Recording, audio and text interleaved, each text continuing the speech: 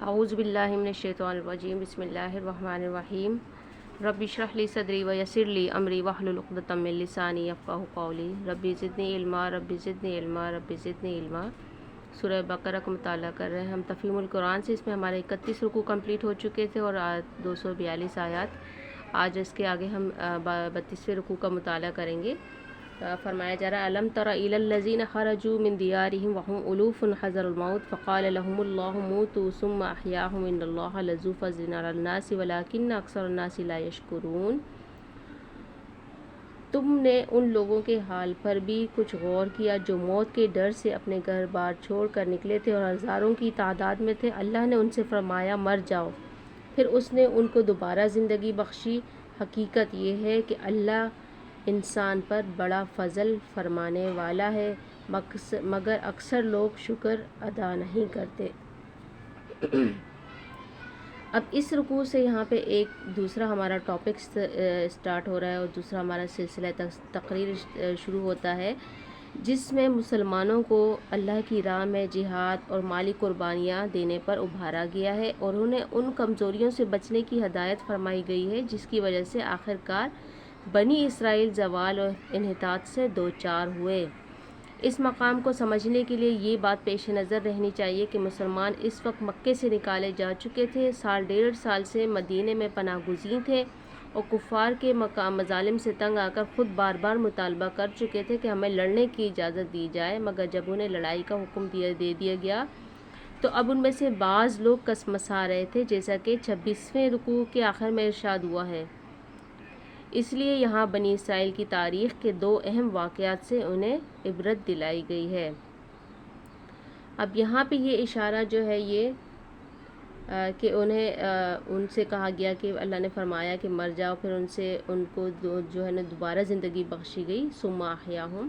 تو یہ اشارہ بنی اسرائیل کے واقع خروج کی طرف ہے۔ سورہ مائدہ کے 4 رکوع میں اللہ تعالیٰ نے اس کی تفصیل بیان کی ہے۔ یہ لوگ بڑی تعداد میں مصر سے نکلے تھے، دشت و بیاباں میں بے خانمہ پھر رہے تھے، خود ایک ٹھکانے کے لیے بیتاب تھے، مگر جب اللہ کے ایما سے حضرت موسیٰ علیہ السلام نے ان کو حکم دیا کہ ظالم کنعانیوں کو ارض فلسطین سے نکال دو اور اس علاقے کو فتح کر لو، تو انہوں نے بزدلی دکھائی اور آگے بڑھنے سے انکار کر دیا۔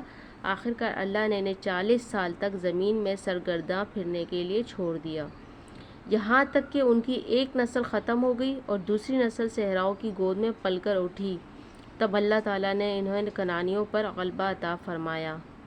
معلوم ہوتا ہے کہ اس معاملے کو موت اور دوبارہ زندگی کے الفاظ سے تعبیر فرمایا گیا ہے۔ آگے فرمایا جا رہا ہے وَقَاتِلُوا فِي سَبِيلِ اللَّهِ وَاعْلَمُوا أَنَّ اللَّهَ سَمِيعٌ عَلِيمٌ۔ مسلمانوں اللہ کی راہ میں جنگ کرو اور خوب جان رکھو کہ اللہ سننے اور جاننے والا ہے۔ مَنْ ذَا الَّذِي يُقْرِضُ اللَّهَ قَرْضًا حَسَنًا فَيُضَاعِفَهُ لَهُ أَضْعَافًا كَثِيرَةً وَاللَّهُ يَقْبِضُ وَيَبْسُطُ وَإِلَيْهِ تُرْجَعُونَ۔ تم میں کون ہے جو اللہ کو قرض حسن دے تاکہ اللہ اسے کئی گنا بڑھا چڑھا کر واپس کرے؟ گٹھانا بھی اللہ کے اختیار میں ہے اور بڑھانا بھی، اور اسی کی طرف تمہیں پلٹ کر جانا ہے۔ یہاں پہ لفظ استعمال ہوا ہے قرض حسن، اس کا لفظی ترجمہ ہے اچھا قرض، اور اس سے مراد ایسا قرض ہے جو خالص نیکی کے جذبے سے بے غرضانہ کسی کو دیا جائے۔ اس طرح جو مال راہ خدا میں خرچ کیا جائے اسے اللہ تعالیٰ اپنے ذمہ قرض قرار دیتا ہے اور وعدہ کرتا ہے کہ میں نہ صرف اصل ادا کروں گا بلکہ اس سے کئی گنا زیادہ دوں گا، البتہ شرط یہ ہے کہ وہ ہو قرض حسن، یعنی اپنی کسی نفسانی غرض کے لیے نہ دیا جائے بلکہ محض اللہ کی خاطر ان کاموں میں صرف کیا جائے جن کو وہ پسند کرتا ہے۔ آگے فرمایا جائے الم تر الی الملأ من بنی اسرائیل من بعد موسیٰ اذ قالوا لنبی لهم ابعث لنا ملکا نقاتل فی سبیل اللہ قال هل عسیتم ان کتب علیکم القتال الا تقاتلوا وما لنا الا نقاتل فی سبیل اللہ وقد اخرجنا من دیارنا وابنائنا فلما كتب عليهم القتال تولوا الا قليلا منهم والله عليم بالظالمين۔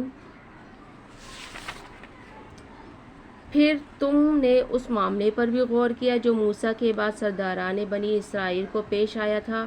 انہوں نے اپنے نبی سے کہا، ہمارے لیے ایک بادشاہ مقرر کر دو تاکہ ہم اللہ کی راہ میں جنگ کریں۔ نبی نے پوچھا، کہیں ایسا تو نہ ہوگا کہ تم کو لڑائی کا حکم دیے جائے اور پھر تم نہ لڑو؟ وہ کہنے لگے، بھلا یہ کیسے ہو سکتا ہے کہ ہم راہ خدا میں نہ لڑیں، جبکہ ہمیں اپنے گھروں سے نکال دیا گیا ہے اور ہمارے بال بچے ہم سے جدا کر دیے گئے ہیں؟ مگر جب ان کو جنگ کا حکم دیا گیا تو ایک قلیل تعداد کے سوا سب پیٹھ موڑ گئے، اور اللہ ان میں سے ایک ایک ظالم کو جانتا ہے۔ یہ یہاں پہ جو اس واقعے کا ذکر ہو رہا ہے، یہ تقریباً 1000 برس قبل مسیح کا واقعہ ہے۔ اس وقت بنی اسرائیل پر عمالقہ چیرہ دست ہو گئے تھے۔ انہوں نے اسرائیلیوں سے فلسطین کے اکثر علاقے چھین لیے تھے۔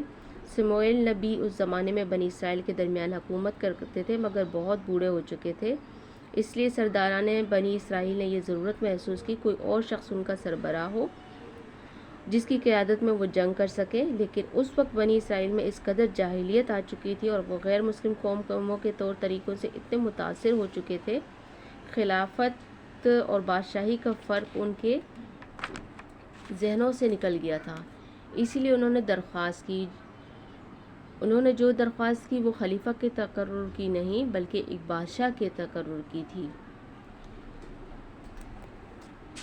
اب کتاب سموئیل سے ہم اگر اس کا مطالعہ کریں تو وہاں پہ یہ بات واضح ہو جاتی ہے کہ بادشاہت کے قیام کا یہ مطالبہ اللہ اور اس کے نبی کو پسند نہ تھا۔ اب رہا یہ سوال کہ قرآن مجید میں اس مقام پر سرداران بنی اسرائیل کے اس مطالبے کی مذمت کیوں نہیں کی گئی، تو اس کا جواب یہ ہے کہ اللہ تعالیٰ نے یہاں اس قصے کا ذکر جس غرض کے لیے کیا ہے، اس سے یہ مسئلہ غیر متعلق ہے کہ ان کا مطالبہ صحیح تھا یا نہ تھا۔ یہاں تو یہ بتانا مقصود ہے کہ بنی اسرائیل کس قدر بزدل ہو گئے تھے اور ان میں کس قدر نفسانیت آ گئی تھی، اور ان کے اندر اخلاقی انضباط کی کتنی کمی تھی، جس کے سبب سے آخر کار وہ گر گئے۔